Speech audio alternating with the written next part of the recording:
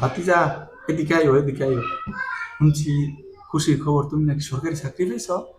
চাচা, হ চাচা, আমি তো একটা চাকরি পাইছি, সরকারি চাকরি।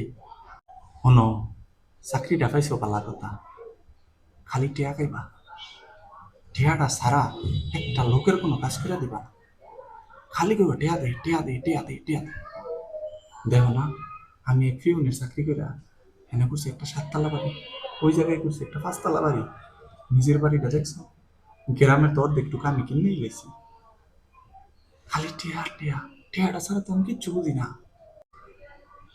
ঠিক আছে চাচা, তো বাকি চাকরিটা পাইছো কি? চাচা, আমি চাকরিটা তো পাইছি দুদকে। হ্যাঁ, দুদকে। হ্যাঁ চাচা, দুদকে। চাচা, আমি তো ধরা খেয়ে গেছেন। টিয়া লাগবে 10 লাখ। একটা টিয়া কম দিলেও কাম হইতো না। দুষ্টামি করে না যাই করে, টিয়া কিন্তু 10 লাখ লাগবেই। ভাতিজা, তোমার শাশি ছিল আমার নাকি জ্বর আর ঠান্ডা। আমি মনে হয় জ্বর আর ঠান্ডা আবল তাবল কিছু হয়ে গেছি। সকালে যে কার মুখ দেখে উঠছিলাম ঘুমোতে। ভাতিজা, আমি কিন্তু একজন সৎ ফিওনা ছিলাম। তুমি কিন্তু আমার ভুল বুঝছো না ভাতিজা।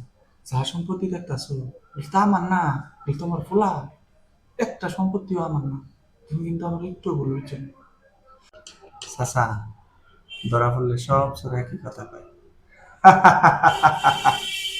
কোনো লাভ হইতো না। টিয়া কিন্তু 10 লাখ, 10 লাখ লাগবে। আর যদি কথা বাড়ান, তাহলে আরো 5 লাখ পারবো।